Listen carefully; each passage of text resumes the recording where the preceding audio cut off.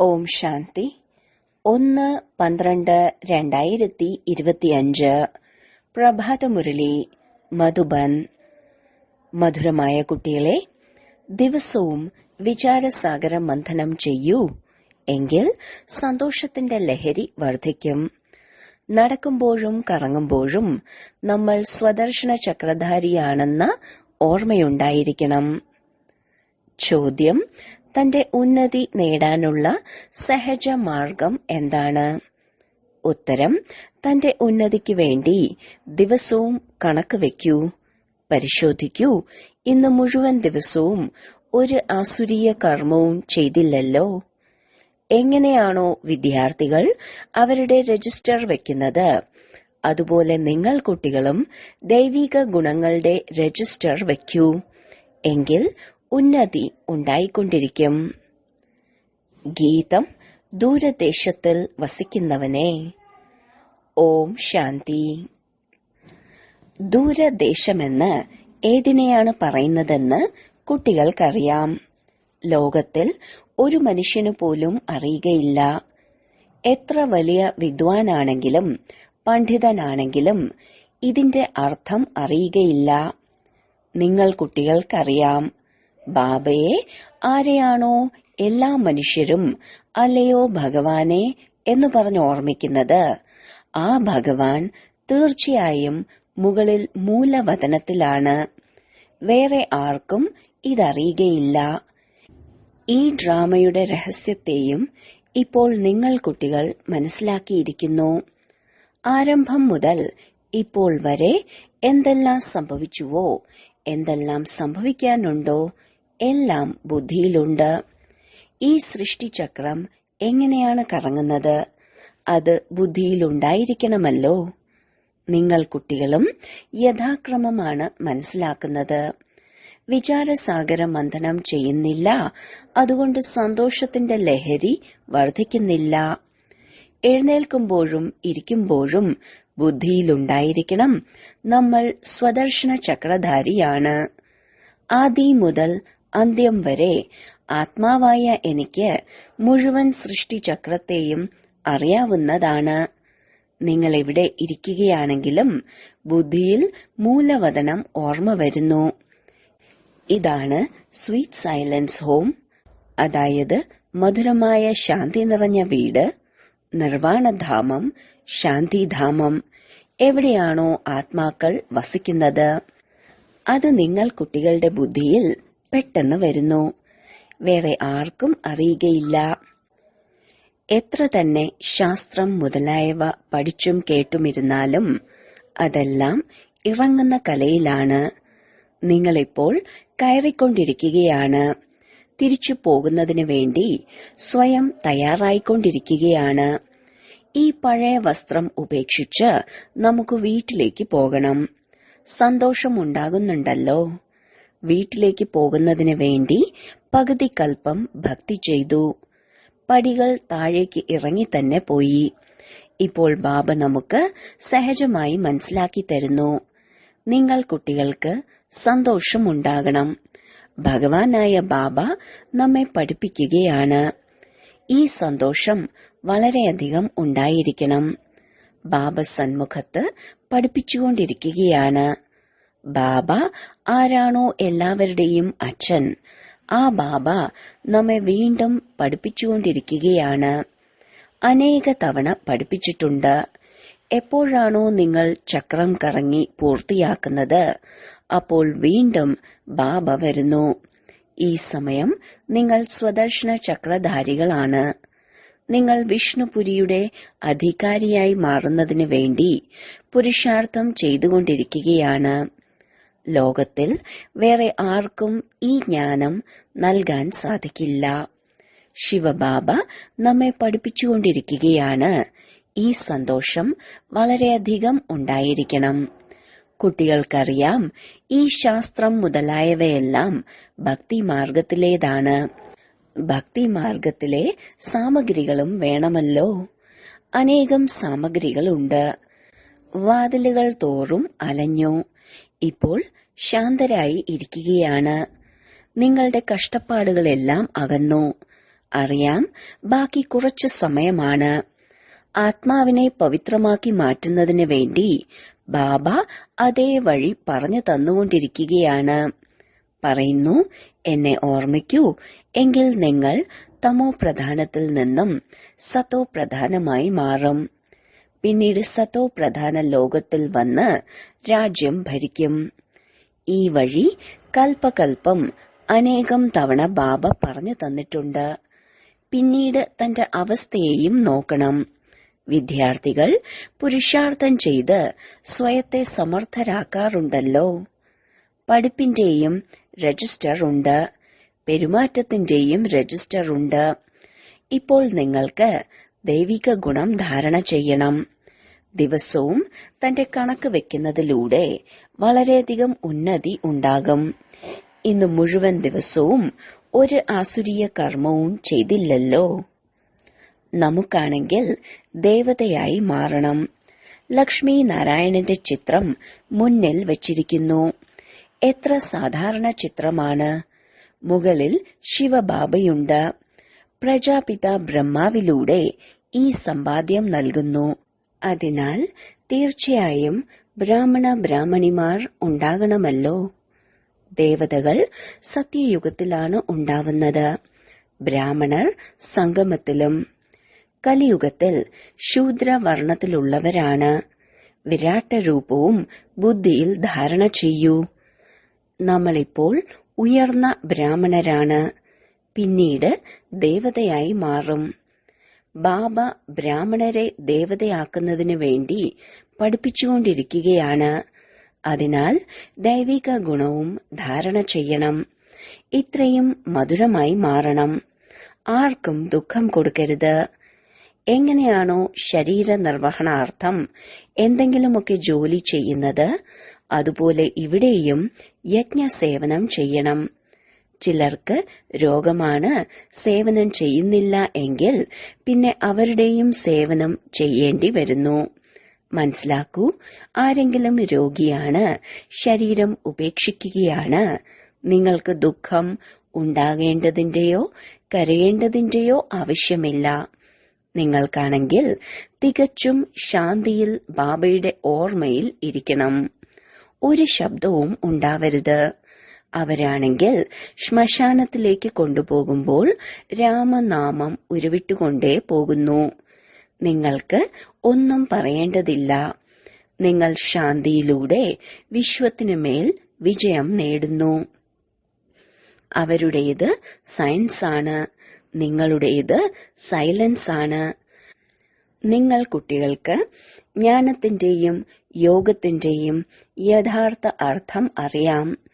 ജ്ഞാനം അറിവാണ്. എല്ലാം മറക്കുക എന്നത് വിജ്ഞാനമാണ്. ജ്ഞാനത്തെക്കാൾ ഉപരിയാണത്. അതിനാൽ ജ്ഞാനവുമുണ്ട്, യോഗവുമുണ്ട്. ആത്മാവിനറിയാം നമ്മൾ ശാന്തിധാമത്തിൽ വസിക്കുന്നവരാണ്. പിന്നീട് ജ്ഞാനവുമുണ്ട്. രൂപും ബസന്തും. ബാബയും രൂപ് ബസന്താണല്ലോ. രൂപുമാണ്. കൂടാതെ ബാബയിൽ മുഴുവൻ സൃഷ്ടിചക്രത്തിന്റെയും ജ്ഞാനവുമുണ്ട്. അവർ വിജ്ഞാന ഭവൻ എന്ന പേര് വെച്ചിരിക്കുന്നു. അർത്ഥം ഒന്നും മനസ്സിലാക്കുന്നില്ല. നിങ്ങൾ കുട്ടികൾക്ക് മനസ്സിലായി. ഈ സമയം ശാസ്ത്രത്തിലൂടെ ദുഃഖവും ഉണ്ടാകുന്നു, സുഖവും ഉണ്ടാകുന്നു. അവിടെ സുഖം തന്നെ സുഖമാണ്. ഇവിടെ അല്പകാലത്തേക്കുള്ള സുഖമാണ്. ബാക്കിയാണെങ്കിലോ ദുഃഖത്തോട് ദുഃഖമാണ്. മനുഷ്യർ വീട്ടിൽ എത്ര ദുഃഖിതരായാണ് ഇരിക്കുന്നത്. അവർ കരുതുന്നു മരിക്കുകയാണെങ്കിൽ ദുഃഖത്തിന്റെ ലോകത്തിൽ നിന്ന് മോചിതരാകാമെന്ന്. നിങ്ങൾ കുട്ടികൾക്കാണെങ്കിൽ അറിയാം, ബാബ നമ്മെ സ്വർഗവാസിയാക്കുന്നതിന് വന്നിരിക്കുകയാണ്. എത്ര ഗദ്ഗതം ഉണ്ടാകണം. ഓരോ കൽപ്പവും ബാബ നമ്മെ സ്വർഗവാസിയാക്കുന്നതിന് വരുന്നു.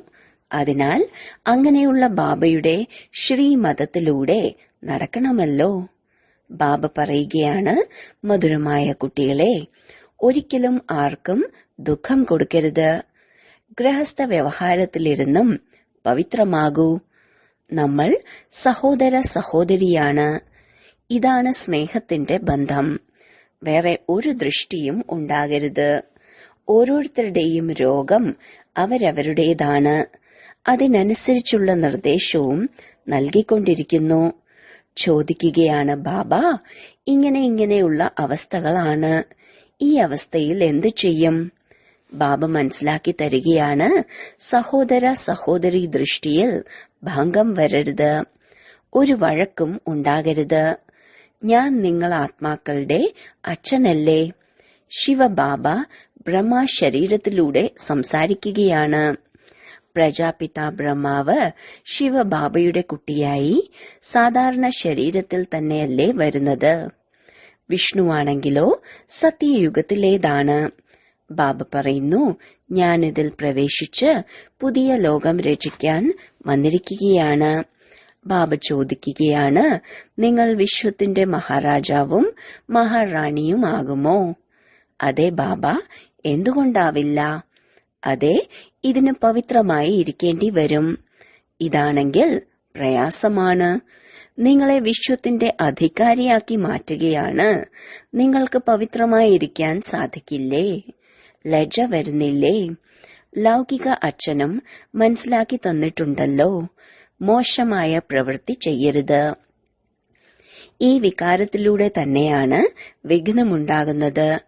ആരംഭം മുതൽക്കേ ഇതിന്മേൽ പ്രശ്നമുണ്ടായിരുന്നു.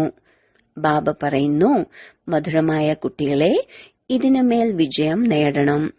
ഞാൻ പവിത്രമാക്കി മാറ്റാൻ വന്നിരിക്കുകയാണ്.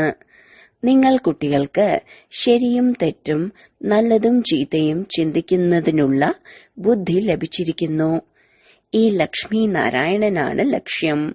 സ്വർഗവാസികളിൽ ദൈവിക ഗുണമാണ്, നരകവാസികളിൽ അവഗുണവും. ഇപ്പോൾ രാവണ രാജ്യമാണ്. ഇതും ആർക്കും മനസ്സിലാക്കാൻ സാധിക്കില്ല. രാവണനെ എല്ലാ വർഷവും കത്തിക്കുന്നു.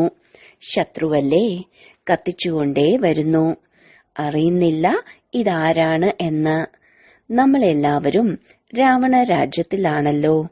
അതിനാൽ തീർച്ചയായും നമ്മൾ അസുരന്മാരാണ്.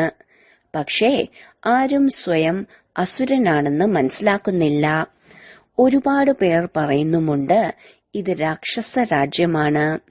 എങ്ങനെയാണോ രാജാവും റാണിയും, അതുപോലെയാണ് പ്രജയും. പക്ഷേ ഇത്രയും പോലും ബുദ്ധിയില്ല.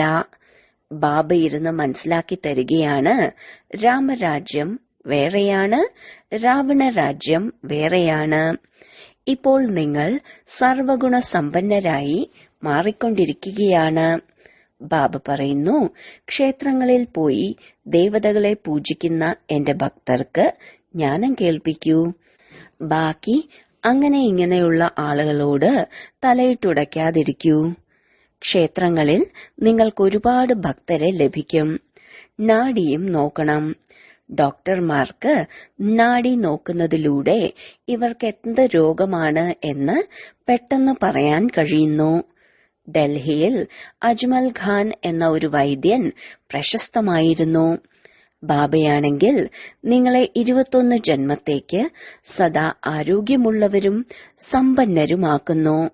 ഇവിടെയാണെങ്കിൽ എല്ലാവരും രോഗിയും ആരോഗ്യമില്ലാത്തവരുമാണ്. അവിടെയാണെങ്കിലോ ഒരിക്കലും രോഗമുണ്ടാവുകയേയില്ല. നിങ്ങൾ സദാ ആരോഗ്യവാന്മാരും സദാ സമ്പന്നരുമാകുന്നു. നിങ്ങൾ തന്റെ യോഗബലത്തിലൂടെ കർമ്മേന്ദ്രിയങ്ങളുടെ മേൽ വിജയം പ്രാപ്തമാക്കുന്നു. നിങ്ങളെ ഈ കർമ്മേന്ദ്രിയങ്ങൾക്കൊരിക്കലും ചതിക്കാൻ സാധിക്കുകയില്ല. ബാബ മനസ്സിലാക്കി തന്നിട്ടുണ്ട്, നല്ലപോലെ ഓർമ്മയിലിരിക്കൂ, ദേഹി അഭിമാനിയായിരിക്കൂ. എങ്കിൽ കർമ്മേന്ദ്രിയങ്ങൾ ചതിക്കുകയില്ല. ഇവിടെ നിന്ന് തന്നെ നിങ്ങൾ വികാരങ്ങളുടെ മേൽ വിജയം പ്രാപ്തമാക്കുന്നു. അവിടെ കുദൃഷ്ടി ഉണ്ടായിരിക്കില്ല. രാവണ രാജ്യം തന്നെ ഇല്ല. അതുതന്നെയാണ് അഹിംസകരായ ദേവീ ദേവതകളുടെ ധർമ്മം. യുദ്ധം മുതലായവയുടെ ഒരു കാര്യവുമില്ല. ഈ യുദ്ധവും അന്തിമമായിരിക്കണം. ഇതിലൂടെ സ്വർഗത്തിന്റെ വാതിൽ തുറക്കണം. പിന്നീട് ഒരിക്കലും യുദ്ധമുണ്ടായിരിക്കില്ല. യജ്ഞവും ഇത് ലാസ്റ്റാണ്. പിന്നീട് പകുതി കൽപ്പം ഒരു യജ്ഞവും ഉണ്ടായിരിക്കുകയേയില്ല. ഇതിൽ മുഴുവൻ അഴുക്കും സ്വാഹ ചെയ്യപ്പെടുന്നു. ഈ യജ്ഞത്തിലൂടെ തന്നെയാണ് വിനാശത്തിന്റെ ജ്വാല പുറത്തുവരുന്നത്. മുഴുവൻ വൃത്തിയാക്കപ്പെടും. പിന്നീട് നിങ്ങൾ കുട്ടികൾക്ക് സാക്ഷാത്കാരവും ചെയ്യിപ്പിച്ചു. അവിടെ മാങ്ങാനീര് മുതലായ വളരെ സ്വാദിഷ്ടമായ ഒന്നാന്തരം വസ്തുക്കളാണ്. നിങ്ങളിപ്പോൾ ആ രാജ്യത്തിന്റെ സ്ഥാപന ചെയ്തുകൊണ്ടിരിക്കുകയാണ്. അപ്പോൾ എത്ര സന്തോഷമുണ്ടാവണം. നിങ്ങളുടെ പേരും ശിവശക്തി ഭാരതമാതാക്കൾ എന്നാണ്. ശിവനിൽ നിന്ന് നിങ്ങൾ ശക്തിയെടുക്കുന്നു. കേവലം ഓർമ്മയിലൂടെ. പ്രയാസപ്പെടേണ്ട ഒരു കാര്യവുമില്ല. ആരാണോ ഭക്തി ചെയ്യാത്തത് അവർ നാസ്തികരാണെന്ന് അവർ മനസ്സിലാക്കുന്നു. നിങ്ങൾ പറയുകയാണ്, ആരാണോ ബാബയെയും രചനയെയും അറിയാത്തത് അവരാണ് നാസ്തികർ. നിങ്ങളിപ്പോൾ ആസ്തികരായി മാറുകയാണ്. ത്രികാലദർശിയുമാകുന്നു. 3 ലോകത്തെയും 3 കാലത്തെയും അറിഞ്ഞു കഴിഞ്ഞിരിക്കുന്നു. ഈ ലക്ഷ്മി നാരായണന് ബാബയിൽ നിന്ന് ഈ സമ്പത്ത് ലഭിച്ചിരിക്കുന്നു. ഇപ്പോൾ നിങ്ങൾ അങ്ങനെയായി മാറുകയാണ്. ഈ എല്ലാ കാര്യങ്ങളും ബാബ തന്നെയാണ് മനസ്സിലാക്കി തരുന്നത്. ശിവബാബ സ്വയം പറയുകയാണ്, ഞാനിതിൽ പ്രവേശിപ്പിച്ച് മനസ്സിലാക്കി തരികയാണ്. ഇല്ല എങ്കിൽ നിരാകാരനായ ഞാൻ എങ്ങനെ മനസ്സിലാക്കി തരും? പ്രേരണയിലൂടെ പഠിപ്പ് നടക്കുമോ?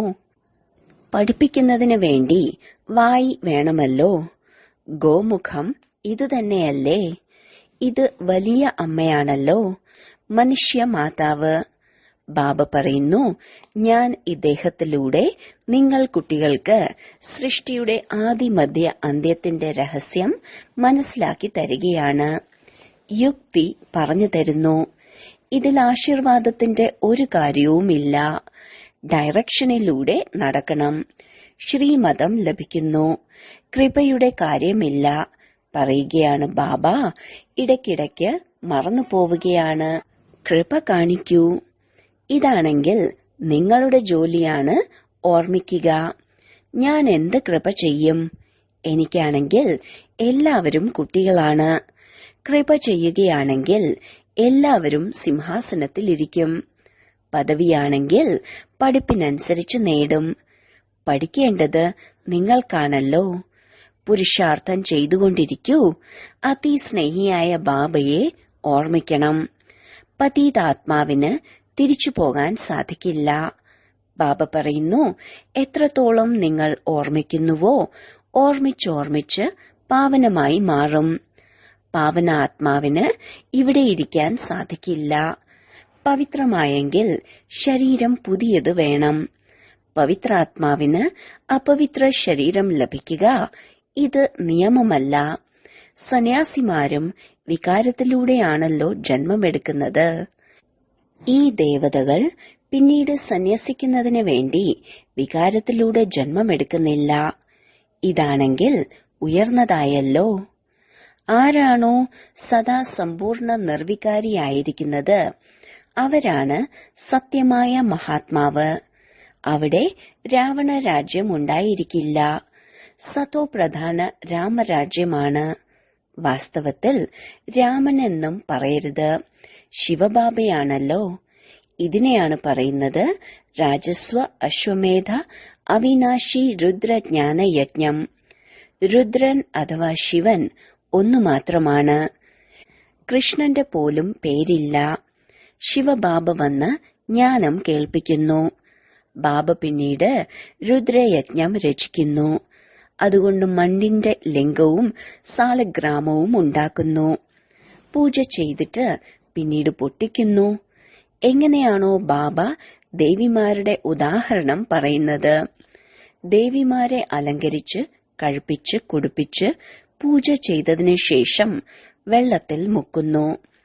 അതുപോലെ ശിവബാബയെയും സാളിഗ്രാമങ്ങളെയും വളരെ സ്നേഹത്തോടെയും ശുദ്ധിയോടെയും പൂജിച്ചതിനു ശേഷം നശിപ്പിക്കുന്നു. ഇത് മുഴുവൻ ഭക്തിയുടെ വിസ്താരമാണ്. ഇപ്പോൾ ബാബ കുട്ടികൾക്ക് മനസ്സിലാക്കി തരികയാണ്, എത്രത്തോളം ബാബയുടെ ഓർമ്മയിലിരിക്കുന്നുവോ അത്രയും സന്തോഷത്തിലും ഇരിക്കും. രാത്രിയിൽ ദിവസവും തന്റെ കണക്ക് നോക്കണം. എന്തെങ്കിലും തെറ്റ് സംഭവിച്ചിട്ടുണ്ടോ? തന്റെ ചെവിക്ക് പിടിക്കണം. ബാബ, ഇന്ന് എന്നിൽ നിന്നും ഈ തെറ്റ് സംഭവിച്ചു, ക്ഷമിച്ചാലും. ബാബ പറയുകയാണ്, സത്യം എഴുതുകയാണെങ്കിൽ പകുതി പാപം ഇല്ലാതാകും. ബാബയാണെങ്കിൽ ഉണ്ടല്ലോ, തന്റെ മംഗളം ചെയ്യാൻ ആഗ്രഹിക്കുന്നുവെങ്കിൽ ശ്രീമതത്തിലൂടെ നടക്കൂ. കണക്ക് വെക്കുന്നതിലൂടെ വളരെയധികം ഉന്നതി ഉണ്ടാകും. ചിലവൊന്നും തന്നെയില്ല. ഉയർന്ന പദവി നേടണമെങ്കിൽ മനസ്സാ വാച കർമ്മണ ആർക്കും ദുഃഖം കൊടുക്കരുത്. ആരെങ്കിലും എന്തെങ്കിലും പറഞ്ഞാലും കേട്ടിട്ടും കേൾക്കാതിരിക്കണം. ഈ പ്രയത്നം ചെയ്യണം. ബാബ വന്നിരിക്കുന്നത് തന്നെ നിങ്ങൾ കുട്ടികളുടെ ദുഃഖം ദൂരീകരിച്ച് സദാകാലത്തേക്ക് സുഖം തരാനാണ്. അതിനാൽ കുട്ടികൾക്കും അങ്ങനെയായി മാറണം. ക്ഷേത്രങ്ങളിൽ ഏറ്റവും നല്ല സേവനം നടക്കും. അവിടെ ധാർമ്മിക ചിന്താഗതിക്കാരെ നിങ്ങൾക്ക് ഒരുപാട് ലഭിക്കും. പ്രദർശനിയിൽ അനേകർ വരുന്നു. പ്രൊജക്ടർ ഷോയും പ്രദർശനി മേളയിൽ നല്ലൊരു സേവനമാകുന്നു. മേളയിൽ ചിലവുണ്ടാകുന്നുണ്ടെങ്കിലും തീർച്ചയായും ഫലവും ഉണ്ടല്ലോ. ശരി, വളരെ കാലത്തെ വേർപാടിനു ശേഷം തിരിച്ചു കിട്ടിയ മധുരമധുരമായ കുട്ടികൾക്ക് മാതാവും പിതാവുമായ ബാബ്ദാദയുടെ സ്നേഹസ്മരണയും പുലർക്കാല വന്ദനവും. ആത്മീയ അച്ഛന്റെ ആത്മീയ കുട്ടികൾക്ക് നമസ്കാരം. ധാരണയ്ക്കുള്ള മുഖ്യസാരം: 1. ബാബ നല്ലതും ചീത്തയും തിരിച്ചറിയുന്നതിന്റെ ബുദ്ധി നൽകിയിട്ടുണ്ട്. അതേ ബുദ്ധിയുടെ ആധാരത്തിൽ ദൈവിക ഗുണം ധാരണ ചെയ്യണം. ആർക്കും ദുഃഖം നൽകരുത്. പരസ്പരം സഹോദരീ സഹോദരനെന്ന സത്യമായ സ്നേഹമുണ്ടായിരിക്കണം. ഒരിക്കലും കുദൃഷ്ടി ഉണ്ടാകരുത്. 2. ബാബയുടെ ഓരോ നിർദ്ദേശത്തിലൂടെയും നടന്ന് നല്ല രീതിയിൽ പഠിച്ച് സ്വയത്തിനുമേൽ കൃപ കാട്ടണം. തന്റെ ഉന്നതിക്ക് വേണ്ടി ചാർട്ട് വെക്കണം. ആരെങ്കിലും ദുഃഖം നൽകുന്ന തരത്തിൽ സംസാരിക്കുകയാണെങ്കിൽ കേട്ടിട്ടും കേൾക്കാതിരിക്കണം. വരദാനം: ഈശ്വരീയ റോയൽറ്റിയുടെ സംസ്കാരത്തിലൂടെ ഓരോരുത്തരുടെയും വിശേഷതകൾ വർണ്ണിക്കുന്ന പുണ്യാത്മാവായി ഭവിക്കട്ടെ. സദാ സ്വയത്തെ ഒരു പുണ്യാത്മാവാണ് എന്ന് മനസ്സിലാക്കി ഓരോ സങ്കല്പവും എടുക്കുക, കർമ്മങ്ങൾ ചെയ്യുക. മാത്രമല്ല, ഓരോരുത്തരുടെയും വിശേഷതകളെ കാണുകയും അവയെ വർണ്ണിക്കുകയും ചെയ്യുക. സർവരെയും വിശേഷ ആത്മാക്കളാക്കി മാറ്റാനുള്ള ശുഭവും മംഗളകാരിയുമായ ആഗ്രഹം വയ്ക്കുക. ഇതാണ് ഈശ്വരീയ റോയൽറ്റി. റോയൽ ആത്മാക്കൾ മറ്റുള്ളവർ ഉപേക്ഷിക്കുന്ന വസ്തുക്കൾ സ്വീകരിക്കാറില്ല. അതിനാൽ സദാ അറ്റൻഷൻ വേണം. ആരുടെയെങ്കിലും ദുർബലതകളോ അവഗുണങ്ങളോ കാണരുത്. പരസ്പരം ഗുണഗാനം നടത്തുകയും സ്നേഹം, സഹയോഗം എന്നിവയാകുന്ന പുഷ്പങ്ങളുടെ കൊടുക്കൽ വാങ്ങൽ നടത്തുകയാണെങ്കിൽ പുണ്യാത്മാവായി മാറും. സ്ലോഗൻ: വരദാനത്തിന്റെ ശക്തി പരിതസ്ഥിതികളുടെ രൂപത്തിൽ വരുന്ന അഗ്നിയെപ്പോലും വെള്ളമാക്കി പരിവർത്തനപ്പെടുത്തുന്നു. അവ്യക്ത സൂചന: ഇപ്പോൾ സമ്പന്നവും കർമാതീതവുമാകുന്നതിനുള്ള ദൃഢസങ്കല്പമെടുക്കൂ. നിരാകാര സ്വരൂപത്തിന്റെ മുഖ്യ വരദാനമാണ് കർമാതീത ഭവ. ആകാരി സ്വരൂപത്തിന്റെ അഥവാ ഫരിഷ്താസ് അവസ്ഥയുടെ വരദാനമാണ് ഡബിൾ ലൈറ്റ് ഭവ. ഡബിൾ ലൈറ്റ് അർത്ഥം സർവ കർമ്മ ബന്ധനങ്ങളിൽ നിന്നുമുള്ള ഭാരരഹിതമായ അവസ്ഥ. ലൈറ്റ് എന്നാൽ സദാ പ്രകാശസ്വരൂപത്തിൽ സ്ഥിതി ചെയ്യുന്നവർ. ഇങ്ങനെ ഡബിൾ ലൈറ്റായി ഇരിക്കുന്നവർക്ക് സഹജമായി കർമാതീത അവസ്ഥ പ്രാപ്തമാക്കാൻ കഴിയുന്നു. അതിനാൽ സേവനങ്ങൾ ചെയ്യുമ്പോൾ എനിക്ക് സമ്പന്നവും കർമാതീതവുമാകണം എന്ന ദൃഢസങ്കല്പത്തോടെ ചെയ്യണം. ഓം ശാന്തി.